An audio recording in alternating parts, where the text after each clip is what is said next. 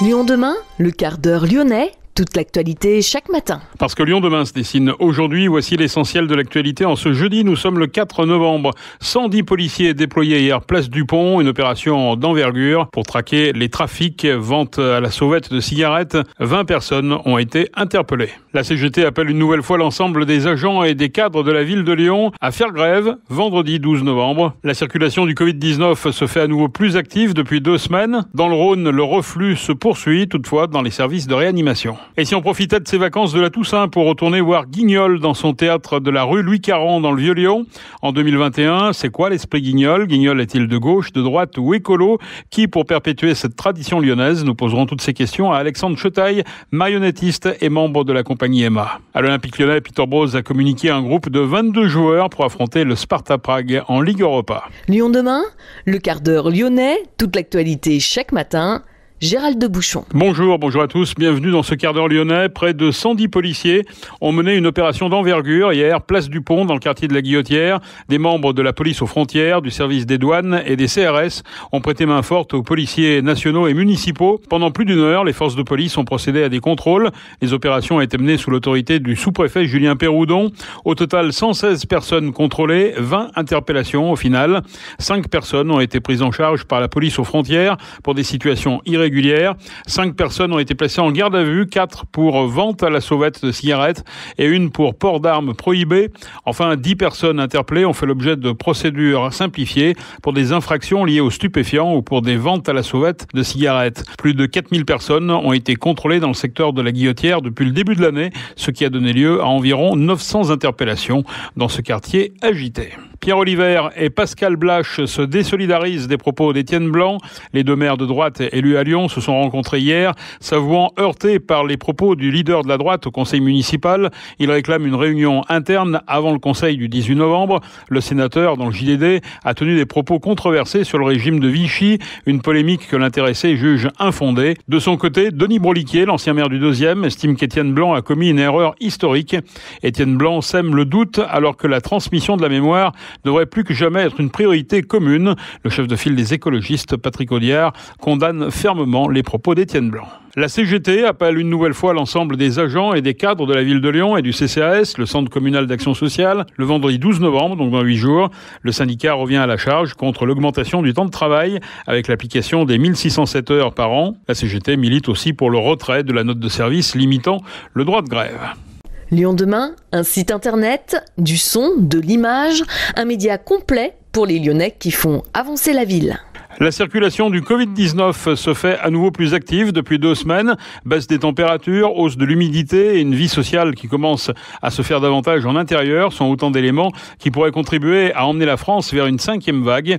Au niveau national, le taux d'incidence qui permet de scruter la circulation du virus est repassé au-dessus du fameux seuil d'alerte de 50 cas pour 100 000 habitants et il continue de grimper doucement. Dans le Rhône, le reflux se poursuit dans les services de réanimation. Il y a désormais 33 patients en soins critiques, 6 de moins en 8 jours, ce qui n'était plus arrivé depuis le 26 juillet.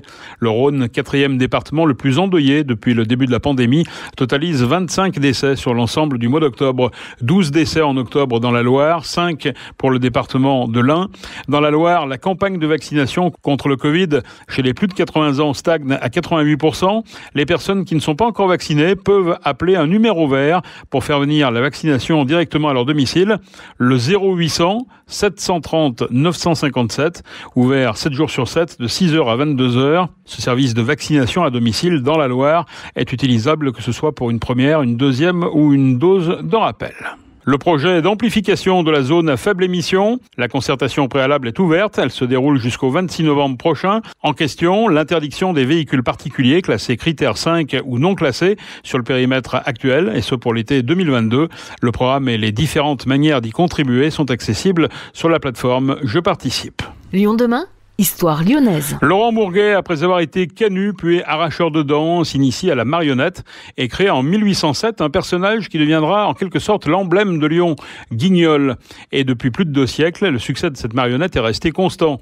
À Lyon, 4 théâtres perpétuent la tradition de Guignol, en particulier le Guignol de Lyon, situé rue Louis XL, sous le palais de Bondy. C'est la compagnie Emma qui occupe le théâtre, propriété de la ville de Lyon, tout comme les 260 marionnettes qui l'abritent. Nous avons rencontré Alexandre Chetaille, c'est lui qui, presque chaque jour, plonge la main dans la gaine de la plus célèbre des marionnettes pour faire vivre le personnage du Guignol. C'est un théâtre qui a été créé en 1966. Avant, c'était les anciennes caves à charbon de la ville de Lyon. Il faut savoir qu'il y a un Guignol qui était très connu par les Lyonnais, c'était le théâtre du quai Saint-Antoine, dans lequel aujourd'hui il y a le théâtre des Ateliers, qui se trouve à côté des Célestins. Et c'est ce théâtre-là qui a été cassé et détruit par des promoteurs. C'est un théâtre à l'italienne magnifique, on a des photos, c'est dingue. Aujourd'hui, ça se produirait pas, ça. Hein. Et il a été détruit, et les marionnettistes qui étaient là-bas sont venus ici dans les années fin des années 60. Donc depuis 1966, il y a du théâtre de Guignol ici, rue Louis XL, quoi. Et Guignol lui remonte à bien avant, au 19e siècle. 1807, Laurent Bourguet voit des Italiens qui viennent à Lyon dans un parc, Polichinelle. Il tombe en amour pour Polichinelle et il décide d'en faire un peu. Donc il fait du Polichinelle, mais rapidement il se dit tiens ça pourrait être sympa que je puisse aussi rendre hommage aux figures à mes parents, aux gens que je croise, à mes copains. Et il va créer des figures lyonnaises. Donc il va prendre la technique de la gaine italienne pour la mettre au service des histoires lyonnaises et des caractères et des vies sociales que l'on vit à Lyon, quoi. Ça vient vraiment d'Italie en fait à la base, et puis après il a créé les personnages de Guignol, Niafron, Madelon, puis les propriétaires. Il connaissait les histoires des propriétaires qui demandaient de l'argent à ses parents, donc il s'est inspiré de tout ça pour créer les personnages, quoi. Et c'est Niafron qui est apparu en premier. Oui, c'est Niafron qui est apparu en premier, et dans un second temps Guignol. Alors les historiens se disputent un peu ça, mais nous on aime bien croire à ça, ouais, tout à fait. C'est quoi l'esprit Guignol ? L'esprit de Guignol, c'est une très bonne question. Déjà, c'est l'esprit de celui qui le joue, je pense. Mais il y a quand même quelques valeurs. On va dire ni Dieu ni maître, faire un peu sa loi tout seul, être un homme libre, qui répond pas forcément au bon sens tout le temps. Il fait des bêtises, il est irrévérencieux, il est fidèle en amitié, il aime bien boire un peu de jus de raisin, il aime bien manger, il est parfois en colère, parfois ses émotions sont très fortes. Il peut passer de la colère au rire, il change vite d'état, quoi. C'est un peu le caractère lyonnais, quoi. Il y a 4 ou 5 compagnies à Lyon qui se revendiquent de Guignol. Elles ont toutes leur particularisme. En fait, déjà, on a tous le droit de faire du Guignol. C'est pas un personnage qui est inscrit dans un copyright ou qui a des droits. C'est important de le dire parce que parfois on pense que c'est un truc qui est bien normé avec des... Non. Il y a plein de manières de le faire. À Lyon, il y a 4 théâtres officiels. La Croix-Rousse, Maison de l'Écardelli, Courguillon, théâtre bien sûr, les Lyonnais connaissent bien le parc de la Tête d'Or. Et nous ici. Mais c'est 4 manières de le faire différents. Il y a ceux qui veulent plutôt faire des choses commerciales. Il y a des choses, nous, on est un peu plus dans le travail contemporain. On a du temps et des moyens. On a des subventions publiques aussi pour se dire qu'est-ce qu'on peut faire de ce personnage, en fait. Notre parti pris, c'est de penser que Guignol, il vit en 2021. C'est un parti pris. Et il vit pas en 1807. Parce qu'on veut absolument que les enfants continuent à s'identifier à lui. Donc il sait qui est Macron, il sait ce que c'est qu'une fusée. Voilà, il vit maintenant. Et nous, on pense qu'on le croise tous les jours dans la vie. Il y a tous un peu de Guignol en nous, et de Niafron, et de Madelon. Donc on pense qu'on le croise tous les jours. Donc ça, c'est un parti pris. Donc on essaye plutôt de faire des histoires contemporaines, modernes, tout ça. Au parc de la Tête d'Or, eux, c'est un peu différent. Ils sont un peu plus à l'ancienne. C'est un parti pris, quoi. Il n'y a pas mieux ou moins bien. Il y a des choses qu'on va préférer. C'est comme la musique. Je préfère tel type de rock, c'est un peu pareil avec Guignol, quoi. Mais il n'y a pas une manière de faire il y a des choses bien sûr que ce qu'on va retrouver, c'est le personnage. Le costume, le visage, et quelques petites choses lyonnaises, quoi. Ça, c'est sûr. Il y a aussi bien du parler lyonnais que du parler banlieue, ici. En fait, si tu veux, c'est ce qui est marrant avec Guignol, c'est que, par exemple, il y a plein un peu des soixantenaires, les amis de Guignol, tout ça, qui défendent un Guignol des années 40, 50, et puis ils pensent qu'il faut mettre du patois lyonnais à toutes les sauces. Mais c'est pas vrai. Nous, ici, on a des archives, on a 200 archives. J'en ai lu 50, des archives. Il y a des pièces où il n'y a pas un mot de lyonnais. Donc, croire qu'il faut mettre des équevilles, qu'il faut mettre du gone, et qu'il faut mettre des maths fins et des mots lyonnais en voiture, voilà, à toutes les sauces, ça, c'est du folklore. C'est pour faire plaisir, mais c'est pas la réalité de comment parler les gens tout le temps. Et notamment chez Guignol. Donc, il faut faire aussi un peu attention à ça, côté folklore, mettre des coups de bâton tout le temps, le gendarme. Ça, c'est des images d'Épinal des images de Bellecour qu'on a en tête, mais c'est pas la réalité de ce qui se passait. Alors, ça nous fait du bien de croire que c'était comme ça, mais c'est là. Donc, nous, on essaie de faire attention, de mettre un petit peu de tout, du parler lyonnais, un petit peu, voilà, il en faut, mais pas que. Et il y a des enfants de 3 ans qui viennent nous voir. Si on leur parle qu'en vieux lyonnais, ils décrochent. Et c'est dur de faire plaisir à des gens de 3 ans, des gens de 70 ans qui viennent nous voir. Donc, on essaie d'en mettre un petit peu pour tout le monde. C'est notre mission. Vous pouvez rentrer, monsieur Niafron, vous attend. Ah, bah quand même, c'est pas dommage pour ça, Niafron, mais pour toi, c'est pas toi qui m'ouvre. Mais qu'est-ce que c'est? Bah quoi? Qu'est-ce que tu fais? Bah tu vois bien, Guignol, je prends mon bain. Dans des billets? Évidemment, dans des billets. Donc, comment veux-tu que je le prenne, mon bain? Qu'est-ce qui se passe derrière le Castelet? Moi, j'ai eu la chance d'assister aujourd'hui à une représentation vue de l'arrière. Ouais. Comment ça se passe? Eh ben, c'est un cirque, hein, c'est un vrai ballet qui est chorégraphié. Le spectacle, comme tu as vu aujourd'hui, c'est 3 semaines de répétition, bien sûr avec de l'écriture et de la préparation des marionnettes en amont, mais 3 semaines à répéter, à voir quels sont nos déplacements, précisément corporellement, où il y a des chariots, des décors en 3 dimensions, il y a des effets mécaniques, même presque de scénographie avec des ventilateurs géants, enfin bref. Donc tout ça, ça se règle au millimètre, et donc c'est une chorégraphie corporelle. Ce qui est assez marrant à vivre, c'est de passer d'un coup du jeu à je joue mon personnage, Guignol, et donc je suis pas content, tu m'as trahi, t'as fait ci, t'as fait ça, je joue, je pars du Castelet, j'enlève ma marionnette, je la raccroche, je vais prendre un chariot, je le ramène, je branche un ventilo, je remonte, on passe du comédien, marionnettiste, au régisseur de plateau, à parfois à l'accessoiriste. Il y a une vraie vie dessous et une vie au-dessus, en fait. C'est ça qui est marrant. La vie qui est au-dessus de la mer et la vie qui est en dessous de la mer, un peu. Donc dans le Castelet, c'est ça, il y a deux mondes, un peu. Et on joue pas forcément la marionnette qu'on porte au bout de bras. Ouais, parfois c'est un copain qui prend la marionnette et nous on doit faire la voix de la marionnette. Ça, c'est la scénographie qui va le déterminer. Parfois on a plus assez de bras et puis il en faut un, puis celui qui est disponible, c'est celui qui ne fait pas la voix d'origine. Faut un peu séparer un peu le cerveau, faire preuve d'un peu de concentration là-dessus, mais ça marche quand même, quoi. Ouais. Il est engagé politiquement, Guignol? Il est de gauche, il est de droite? Ah ouais, il est écolo?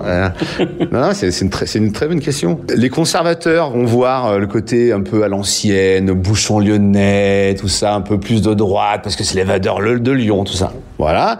Et puis notre, on va dire un peu nous, puisqu'ils n'ont plus du terrain éducation populaire, culturelle, les gens du théâtre. Ben nous, on voit un Guignol qui est plutôt, moi, s'il faut défendre le gars qui est dans la rue, je vais aller le défendre. Je vais défendre l'opprimé, donc c'est un peu plus de gauche. Bon, après, ça, c'est vraiment subjectif quand même. Déjà, c'est celui qui le joue qui le porte, je pense. Moi, je le vois plutôt comme quelqu'un qui vient du peuple et qui, donc du coup, va toujours à faire un choix. Est-ce que je vais plutôt penser à ma gueule ou penser au peuple? Je vais penser un peu plus aux gens. Mais il est lâche parfois. C'est ça qui est bien Guignol. C'est qu'il est pas parfait. Il fait pas la morale. Parfois, des fois, il est égoïste. Il pense qu'à sa gueule. Comme nous, en fait. Je pense que parfois on est de droite, parfois on est de gauche. Après, est-ce que lui, il est de gauche véritablement? J'en sais rien. Je pense que chacun vient faire son histoire là-dedans. Moi, personnellement, Alexandre Chotaille, je suis plutôt de gauche. Donc, quand je fais Guignol, je pense plutôt à gauche que plutôt de droite. Un guignoliste qui vote à droite, il va le faire de droite. C'est ça la réponse, je dirais. Et il trie pas forcément ses écueils. Il trie pas, non, forcément ses écueils. Il est pas parfait, Guignol. Mais c'est ça qui est bien, c'est qu'il est pas comme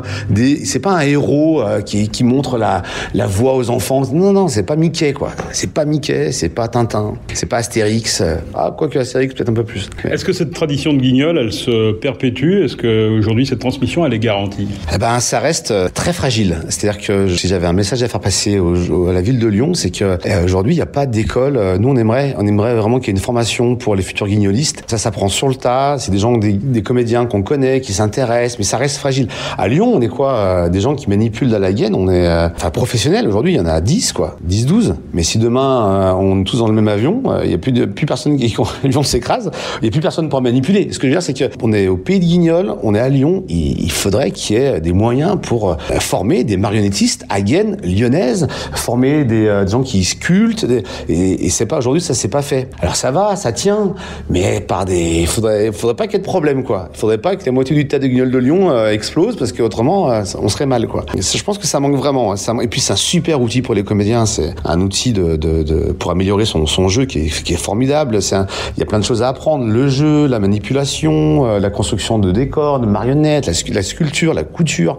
C'est très riche, quoi. C'est un univers très très riche. On a un beau patrimoine. Et parfois, je trouve que les politiques voient ça d'un œil un peu c'est Guignol, s'il y a des images un peu des forains l'été dans les villages, si on parlait de ça, qui font pas mal de mal aussi à la marionnette de Guignol, mais qui lui font du bien parce qu'ils la rendent aussi connue et populaire, parce que les gamins du coup ils voient ça, mais bon. Puis on l'utilise aussi beaucoup, tu vois, dans touristiquement. C'est fou comme c'est vachement utilisé, mais c'est aussi comme c'est vachement dénigré par le milieu culturel, quoi. À la fois c'est une fierté et à la fois c'est très dénigré, c'est assez bizarre. Quand tu dis dans le milieu culturel, tu fais de la Guignol, d'accord, t'as vu le travail que c'est un gros boulot, c'est un savoir-faire, c'est la même exigence qu'au TNP, qu'au Célestin, c'est la même exigence. Simplement, c'est des histoires tout public, familiales, et c'est Guignol, mais c'est le même travail. Comme on le fait depuis 210 ans, on va rester bien pauvre et on va faire la fête avec tous les copains, d'accord? Et la première, c'est la mienne. Mais puisque t'as plus de sous, j'ouvrirai une ardoise. Le marionnettiste Alexandre Chotaille, le Guignol de Lyon, est situé 2 rue Louis Carran à Saint-Paul. En cette période de vacances de la Toussaint, la compagnie Emma joue Boom Crack Bang, une pièce dans laquelle Gnafron rêve d'être milliardaire et essaye d'entraîner Guignol avant de revenir aux vraies valeurs, celle de l'amitié, à découvrir jusqu'à dimanche à 10h30 et 15h30. À l'Olympique lyonnais, Peter Bosz a communiqué un groupe de 22 joueurs pour affronter ce soir le Sparta Prague en Ligue Europa. Un groupe toujours privé de Moussa Dembélé et Jeffrey Adelaide. Julien Pollersbeck, souffrant d'une épaule, est également forfait. À noter aussi le forfait pour raison familiale de Tino Cadver, l'attaquant zimbabwéen qui avait été expulsé à Nice et suspendu pour 3 matchs fermes en Ligue 1, aurait pu espérer se relancer avec ce match de Ligue Europa, mais c'est donc partie remise pour lui. Le tirage au sort du 7e tour de la Coupe de France. 2 gros poissons pour Saint-Cyr-Collonges et Limonest-d'Ardilly-Saint-Didier, respectivement Grenoble et Auxerre, 2 formations de Ligue 2. C'est la fin de ce quart d'heure lyonnais. Merci de l'avoir suivi. On se retrouve demain pour une dernière édition de la semaine. En attendant, passez une excellente journée.